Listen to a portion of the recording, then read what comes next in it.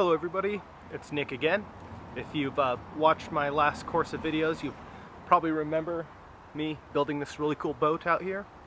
It's a great boat, I really love it, but I've determined that it's not going to be the boat that I'm taking to Alaska. So, with that in mind, I've decided that I'm going to probably switch to a pedal drive, and until I determine exactly what style of boat I'm going to build, I decided I still need to practice. So, I bought myself a Recumbent bike. The only problem with the recumbent bike is it's not very useful. There's no place to store anything.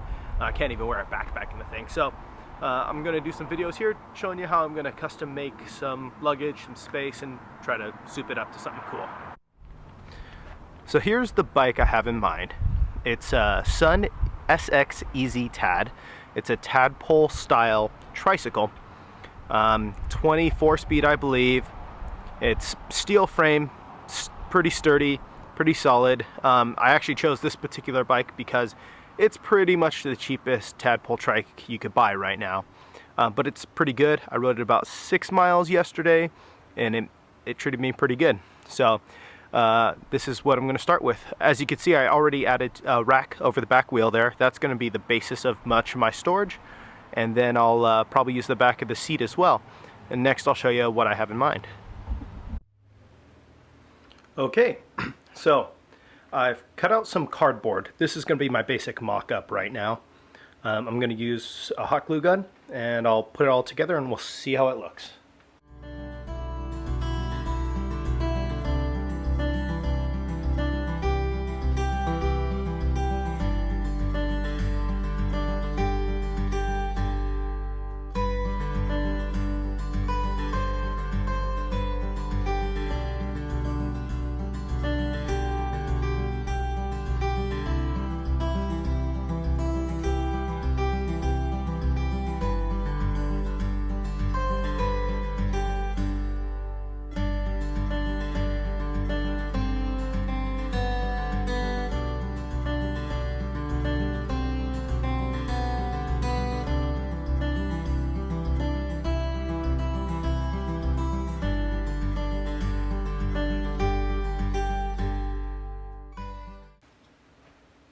Okay, so there we have it.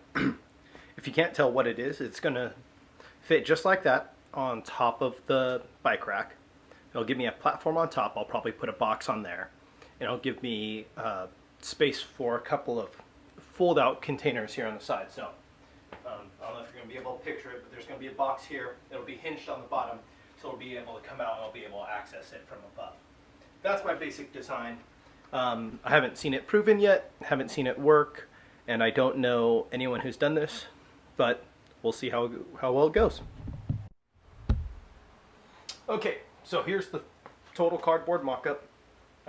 And this is exactly how I was picturing it. So, 2 boxes. This will be hinged down below. You'll just be able to open up like this, access the stuff, go up. I'll have a lock. Just come right through the top. Easy to do. I also have removable hinges on here, so all I have to do is go past a certain point and I'll be able to just slide it off and take the box with me if I need. So that's the design. It's pretty simple. I don't know how it'll look. Might look okay. Either way, there's going to be utility. This will be my basic. I'm probably going to add some stuff up on top here too. So just to give it more storage later. But this will get me going. It'll give me something. Alright, so what's next? I have my cardboard mock-up, CAD, cardboard aided design, and now I want to make this into something real and substantial. So there's a couple ways I could go about this. I could use wood, cut all the same pieces, nail them, screw them, glue them together, pretty heavy still.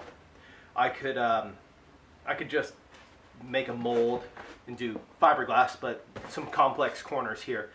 That's kind of a pain in the butt. So what I think I'm going to go with is a cardboard composite with fiberglass, which is pretty easy. All I'm going to do is coat this in fiberglass. So I'll start by going through all these corners, filleting them with epoxy, much the same way that I did with the rowboat. Just give them a lot of strength every corner. I will give everything a coat of epoxy, stick some glass on there, a couple layers, get the corners nice and rounded and nice, and yeah, it shouldn't take too much. I think I might be able to do this within the next day. You didn't see before, these are the boxes I made. They're just that, they're just boxes. There's really nothing special. Part of the glass layup is I'm going to have to put some extra reinforcing where the hinges are going to go and where it's bolting down to the rack. So that's just a couple little things. But the overall design should be very solid. I made sure there was lots of angles to give it strength. So there should be no real weak points. It should be able to carry a good little load for me. So now epoxy time.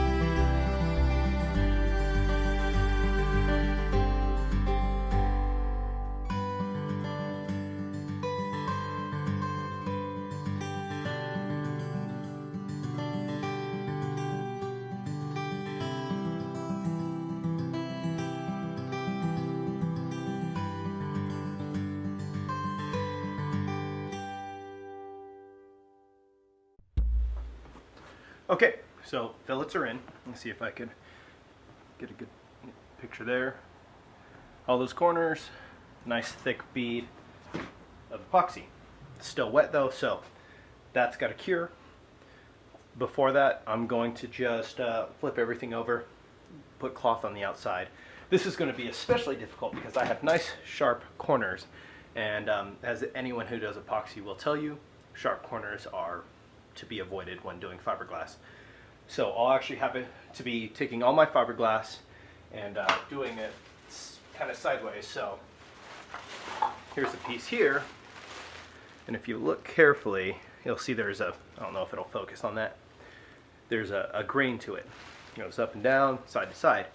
Well, if you put it on the corner diagonal, it'll fold over a corner nicely. If you do it just straight up and down or side to side, it'll want to bubble up and over. So that's no bueno. So I'll see, hopefully I can do this all really well. If not, I might have to sand down all these corners to be really smooth. Let's take a see. All right, so I'm partially through the layup here, and you can't really tell too much, but I have all the strips. I have 3 strips going just like this here diagonally, and they're laying up pretty well. Corners are coming out pretty much how I was expecting. You know, fair amount of epoxy being used, but it's working well. I want to add and be real clear. Let me adjust this real quick. So just so you know, this is not my idea, not my concept. This idea has actually been around for a while. I got it from a friend of mine named Steve Roberts. He, back in the 90s and late 80s, he rode a computerized bicycle around the country. Real cool thing called Behemoth. And he used this to make his trailer. So I'll put a link in the video so you can see his method and where he got the idea from. But I've always thought it was a cool idea, really cool opportunity for me to try it out. So I'm going to get back to this and see if I can finish this box off today. So as I continue just doing a little epoxy here, I just want to go over a couple little tips that I have. I've been doing this for a little while. I started doing epoxy work when I lived on a fiberglass sailboat, and everything seemed to break, as boats do. So over time and dealing with reps and selling this stuff for a while, I learned a few tricks and things, and a couple of basics that you should know. First of all, always mix small batches. Epoxy is a chemical compound mixed of 2 different parts, just the epoxy itself and the activator. When you mix larger batches, it'll kick much faster. Once it starts to kick, it gets really hot, and then it turns really hard really quick. So at that point, as soon as it starts to thicken and get hard, it's useless. It's not doing you any good. So it's better to take your time, remix batches if you have to. I do 3 ounces at a time because it's a 2-to-1 mix, the epoxy I'm using, and you want to that's as small as I could do pretty much with the measuring cups I have. So 3 ounces tends to give me a few minutes working time, enough to use it. I don't get anything kicking too early. When you spread it thinner, it takes longer to heat up, and then it takes even longer to kick then. If I were to leave it in the cup, whatever's in the cup would kick faster than what's on the project. Just the way it is from sitting as a big group. It heats up and gets all funky. And then if you have a whole lot together and you ignore it, it could actually catch on fire. Don't recommend that. That's a dangerous thing. It happens every once in a while. I'm in the fire service, and you hear about people leaving things unattended that they didn't think should be an issue, and they turned out to be a really big issue when it burned down their garage or burned down their house. So something you really do need to watch out for. Another thing is, this epoxy claims no VOCs, or volatile organic compounds, so good to breathe in, supposedly. I should probably still be wearing a respirator. Most epoxies are pretty bad. I actually did put on my respirator earlier when I was using the colloidal silica. That stuff is really nasty. It's very light too, so it just puffs up in the air, gets everywhere. You don't want that in your lungs. So protect yourself.